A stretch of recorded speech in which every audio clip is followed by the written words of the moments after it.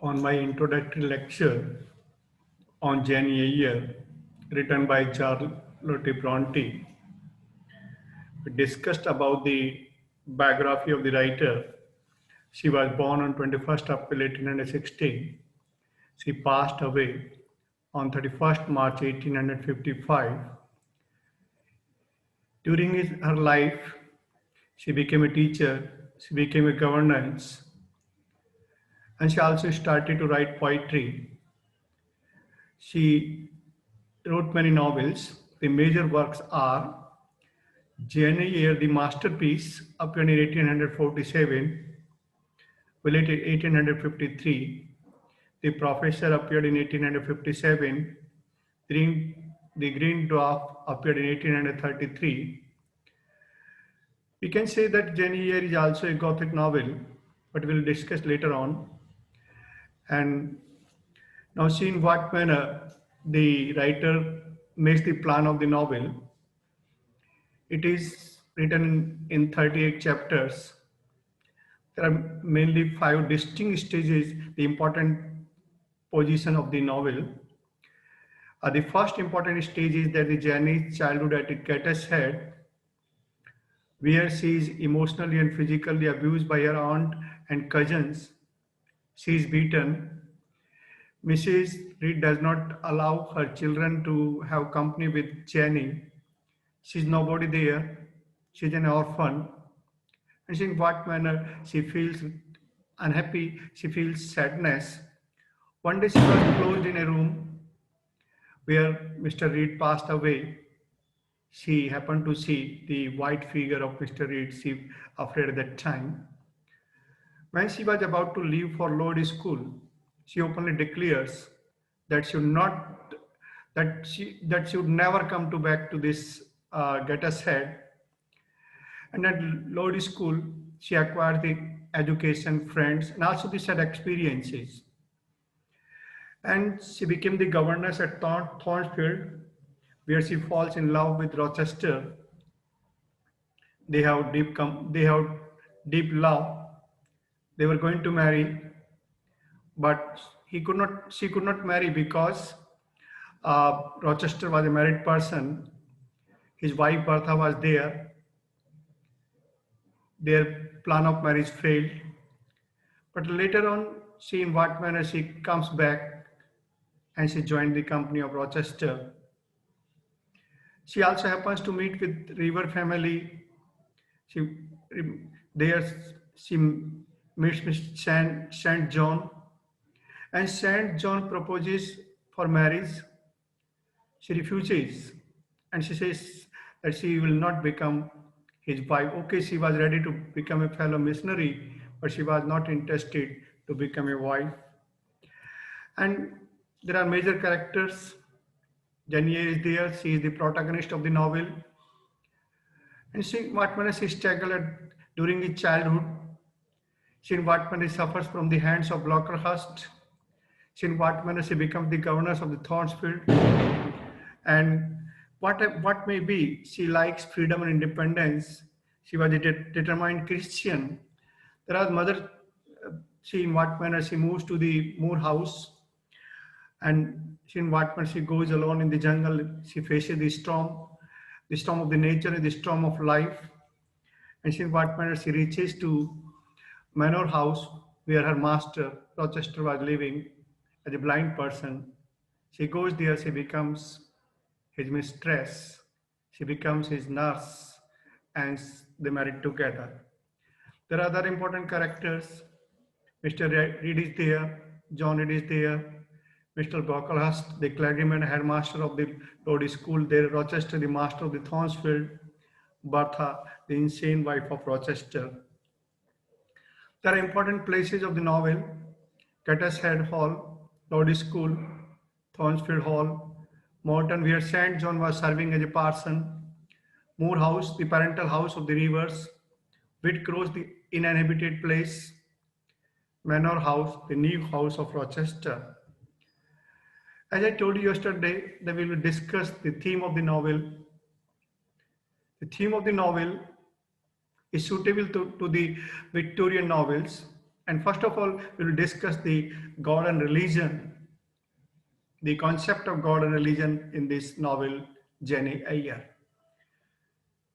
If you assess the character of Jenny Eyre, we find that Jenny tries to make balance between moral duty and the earthly happiness.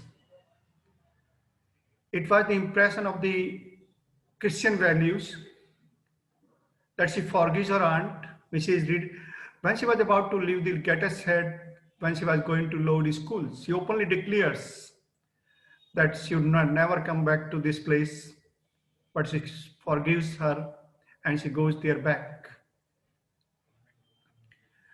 And in the character of Jenny, John happens to see something and he comments about the behavior of Jenny. I quote, religion serves to be moderate Jenny's behavior, but she never represses her true self, unquote. These are the comments passed by John. He said that religion was helpful to make Jenny moderate, but what may be, she never suppressed, they never repressed her true self and her conscious. She was always aware about her conscious, about her self-respect. When she goes back to Rochester, Rochester thanks God for returning Jenny, and he promises to Jenny that he would pass a pure life. Brocklehurst, we find that there is a Brocklehurst is a hypocritical Christian. He cites Bible passages, but does the otherwise. What was the biblical passage? I quote, man shall not live by bread alone, unquote. He used to say, but on the other hand, he used to say different thing. He rebukes Miss Temple one day. I quote that she may indeed feed their wild bodies, but you little think how you starve their immortal bodies. These were the comments passed by Brocklehurst about the orphan children. He was not good. One day, he openly criticized Jenny, and he was not conscious about the self-respect of Jenny. He was not a man of Christian values. When we come to the character of Rochester, we find that he is a sinner. Sinner in the sense that when his wife was alive, he was intended to marry Jenny, but later on he realizes he's improved and says, I quote, I wish to be a better man than I have been, than I am, unquote. So in what manner? Rochester accepts that he had certain follies, but he is not a better man, but he would try to be a better man. He would try to improve his behavior.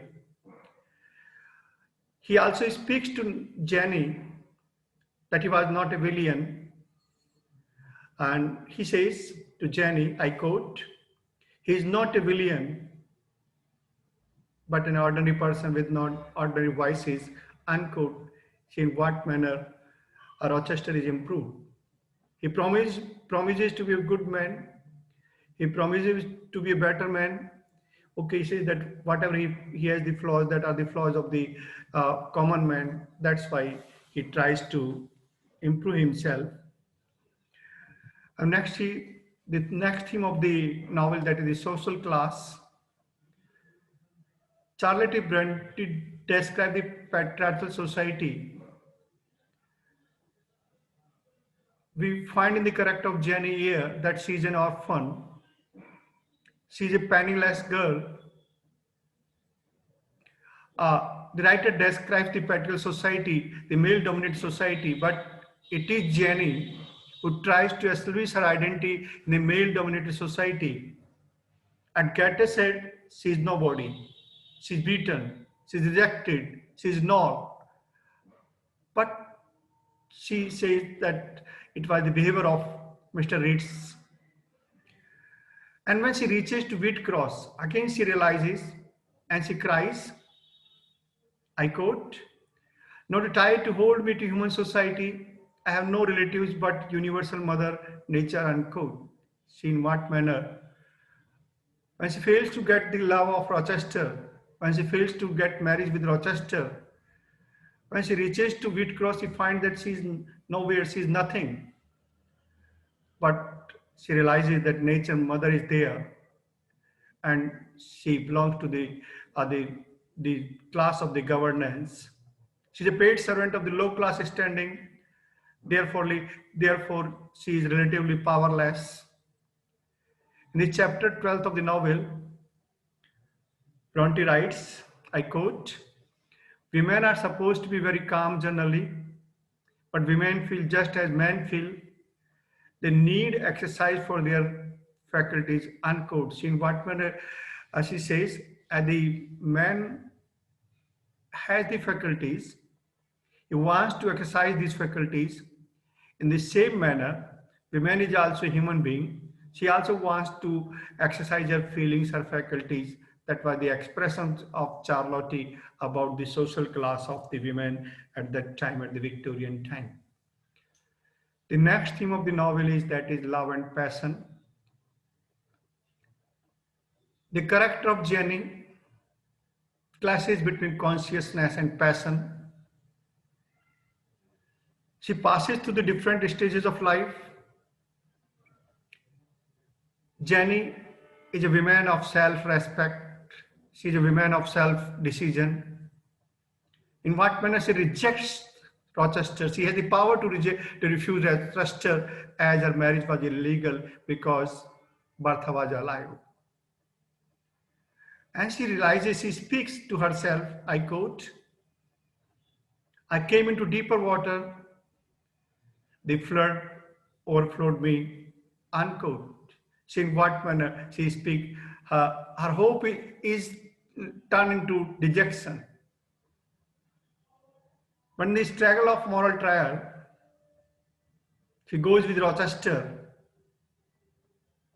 and she says, I quote, all my confidence is bestowed on him, all his confidence is devoted to me, unquote. See in what manner she is totally submitted to the desire of the master. In the same manner, Rochester also expresses his confidence in Jenny and says, I quote, I have received the pilgrim, a disguised deity, as I verily believe my heart was a sort of charnel and it will be serene, unquote. In what manner Rochester says that now you turn his desire into holy desires, his heart will become a temple, a serene, a holy place for the love of Jenny. The love between Rochester and Jenny intensify. And in what manner Jenny speaks to Rochester, it is my spirit that addresses your spirit, unquote. The two becomes one. They are become the object of each other. In the same manner, Jenny experiences, I quote, enclosing me in his arms, gathering to me his peace, pressing his lips to my lips, unquote. See in what manner they're becoming one. It goes to the credit of Jenny that when St. John River offers for marriage, she rejects his proposal and says, I quote, I freely consent to go with you as a fellow missionary, but not as your wife, unquote. She further expresses her feelings, I quote, string words of strange love for an hour we not spoke, neither he to me or not to him. See, Saint John was a man of her desire. Saint John was not a man of her liking. That is why she rejects Saint John. She has some deep corner, a hidden corner for her master. That's why she hears the call of master. The next theme of the novel, that is the feminism. It is the quality of the Victorian era. In the journey of life, Jenny encounters man during her journey. She meets Mr. Reed, A male-dominated society. She is rejected, she is not, but she keeps her identity. Next, she comes to Lodi school. She meets the headmaster Broadcast. She does not like that person, and she does not submit to the desire of this headmaster.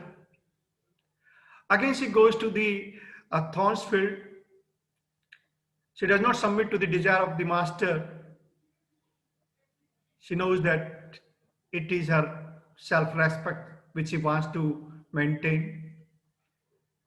Either it was the gift of Rochester or St. John proposal,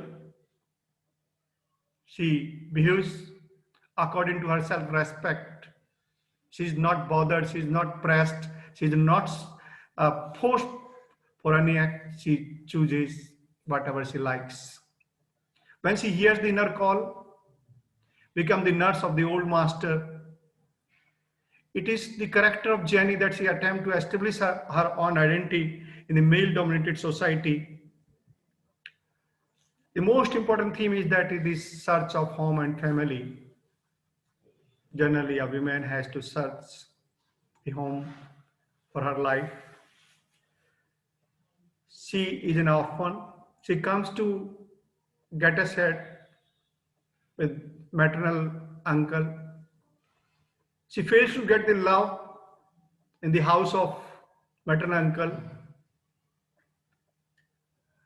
Actually, it was not a home for Jenny. She was an unwanted person there.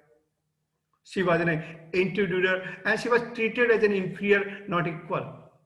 Mrs. Reed does not allow her children to play with Jenny. Even these children used to beat her.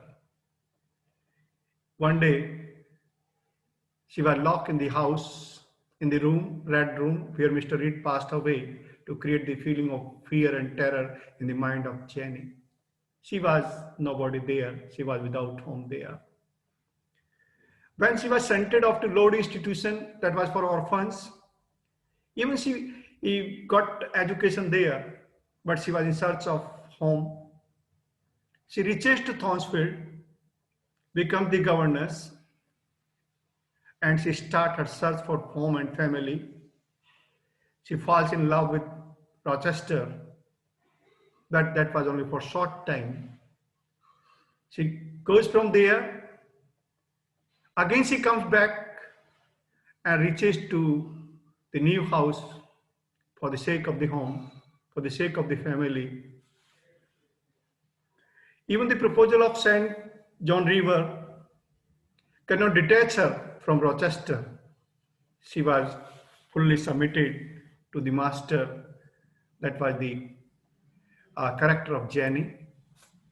In this way, we can say in what manner Charlotte Bronte has taken the theme of morality, God and religion, and social class, love and passion, feminism, and search for home and family. This novel is a masterpiece written by Charlotte Bronte, and the character of Jenny Eyre is the character of Christian values. She follows, she adapts, she observes, she values the Christian values, and her struggling spirit is the spirit of Jenny Eyre, and she becomes the Christian figure, and she receives what she wants. Thanks.